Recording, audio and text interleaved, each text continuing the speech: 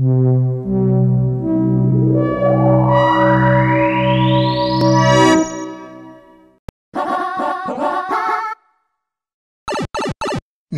on with the countdown.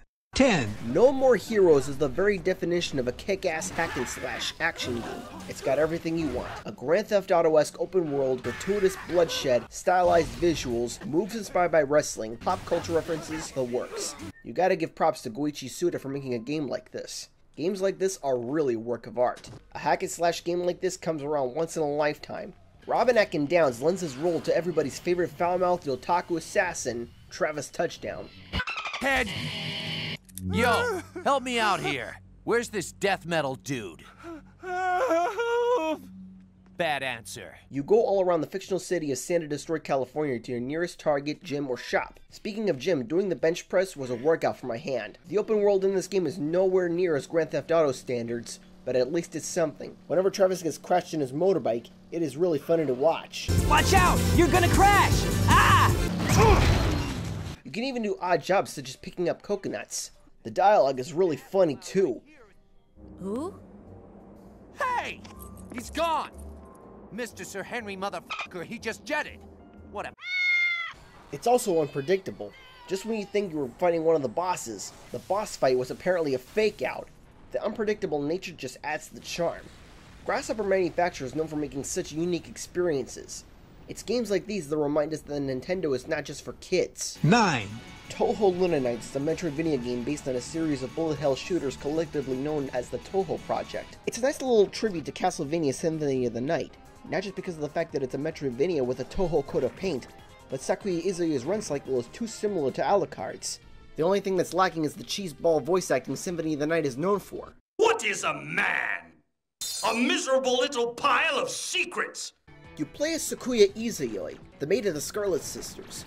Izuyoi ends up in a parallel universe similar to Gensokyo by Romelia Scarlet. The boss battles are ridiculously hard, but I don't know what to expect from a game based on a bullet hell shooter. Despite this, it's rather rewarding. You can even go to the shop run by Notori Kawashiro.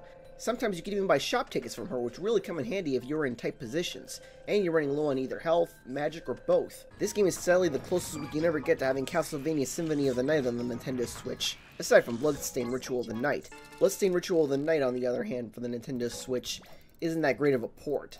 8. If there's one thing I would like to talk about, it would be SpongeBob SquarePants Battle for Bikini Bottom Rehydrated. I'm just gonna say this right now. SpongeBob SquarePants was my childhood. I grew up watching this show when I was a kid like everybody else.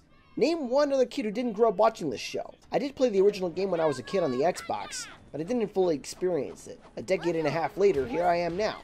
It really isn't a great port to begin with. I mean, THQ Nordic promised that they were going to include extra content that was cut from the original game, but they didn't make good on it. The remaster is nothing more than a fresh coat of paint. If you played the game before, well, congratulations, you know what the remaster is like. As for the game itself, it plays similar to Super Mario 64 and Banjo-Kazooie, where it's a collectathon. The voice acting is spot on and still holds up, with the only exception being Mr. Krabs. Why couldn't they let Clancy Brown reprise his role? I just clear my mind. Money, money, money. Sure, these are just archived recordings from the original game, but they could have just let Clancy Brown do the redubbing. Overall, it's a decent experience. Fan of SpongeBob or not, this is a must for any platform.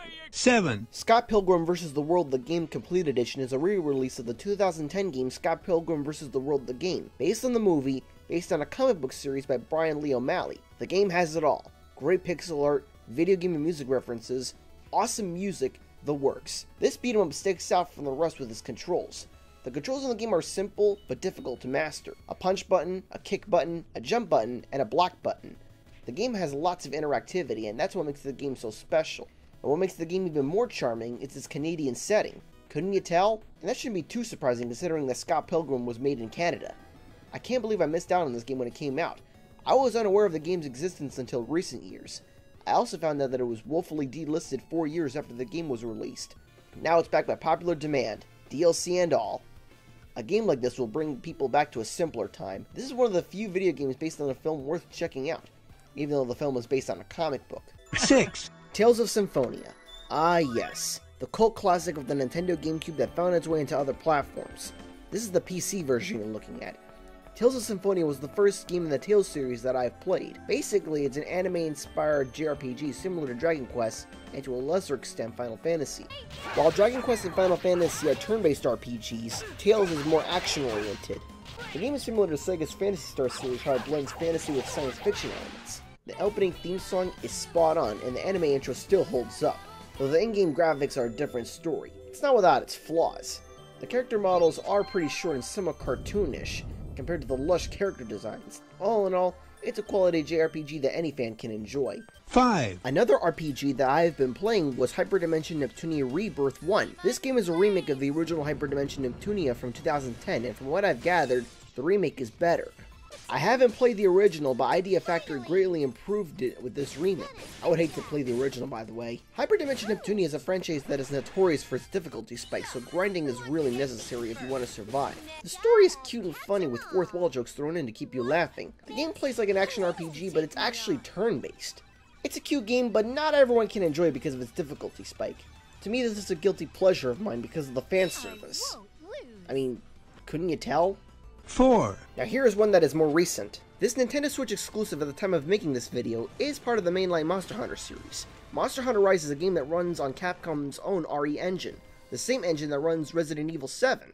For a game on the Nintendo Switch running on that engine, it's a remarkable feat, but it's not without its flaws.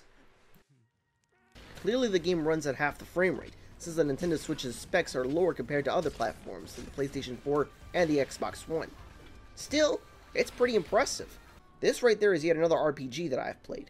You can tell I like RPGs a lot, especially the action subgenre. Here, you slay monsters and carve out materials needed to rise through the ranks in the Monster Hunter Guild, just like in other Monster Hunter games. Playing this game with other people online, it was awesome. And that's pretty much the game's selling point, like all of the other games in the Monster Hunter series. This game in the series has more of an oriental feel to it. I dig it. To think that this game came out around the same time as Battleland Wonderworld, I'd hate to play that game. And I feel sorry for the guy who bought that game instead of this. 3. Trials of Mana is the very definition of my idea RPG. It's got whatever I want. An anime-inspired art direction, lush visuals, an easy-to-learn combat system, and best of all, it's an action RPG, and that is my favorite subgenre of RPGs. This game is a full-blown remake of Seiken Densetsu 3, which is the third installment of the Mana series that never left Japan until 2019 as part of Collection of Mana. When I saw this game, I knew I would get it. I'm always craving for an action JRPG that I can play on the go. This, along with Xenoblade Chronicles, scratches my itch. You can choose up to 3 characters out of the 6 that are presented, and the story varies depending on what characters you pick, and that's what I like about this game. It has individual stories for each character. Not gonna lie, the ghost ship part freaked me out though. Some of the bosses are a real trust me, they are hard.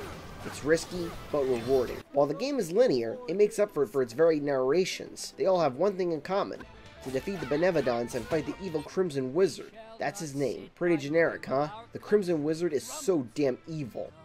Generic name aside. Overall, this is a really great game for newcomers and seasoned RPG fans alike. It's such a shame that it will be overlooked, so that's why I consider this game to be a hidden gem. 2. Final Fantasy XII The Zodiac Age holds a special place in my heart, as this was the first Final Fantasy game that I ever beaten. This game is a remaster of the original Final Fantasy XII from 2006, complete with quality of life improvements. The models look really good and the quality of the FMV still hold up. It's such a shame that this entry in the Final Fantasy series is overlooked. This game has a unique combat system and it's real time instead of turn-based. It also has the Gambit system, which makes actions more automatic. This remaster is based on the International Zodiac Job System version that was previously only released in Japan, as it includes the 12 license boards and the ability to fast forward the game.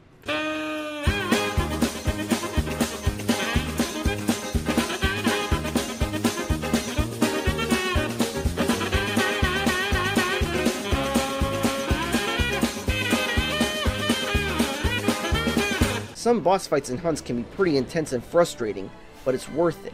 Funny thing is, I've heard that the Tokyo 2020 Olympics had the Final Fantasy victory theme playing, and this inspired me to get this game for 20 bucks.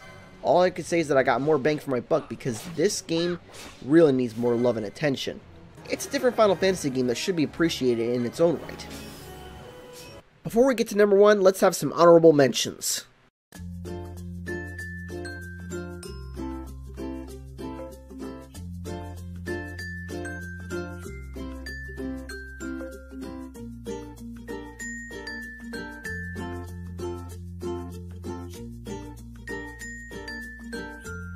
1. People have answered the question, are video games a form of art? Well, Metroid Dread answers the question. I love this game from beginning to end.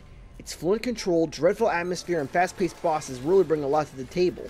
I even made a boss video compilation if anybody wants to check that out. The game was made by Nintendo in conjunction with Spanish video game developer Mercury Steam, the same people who also made Metroid Samus Returns for the Nintendo 3DS.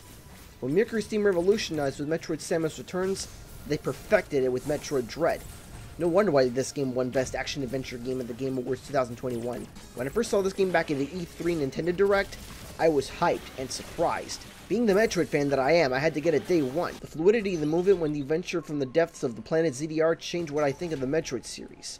A whole new Metroid experience on the Nintendo Switch. It was just a blast for me and for Metroid fans in general. And the fight against Ravenbeak was awesome, especially the melee attacks. This is quite possibly the best Metroid game out there in my opinion. Samus' saga has come to an end, and only took 19 years. Metroid Dread has sure lived up to its name, and in a good way.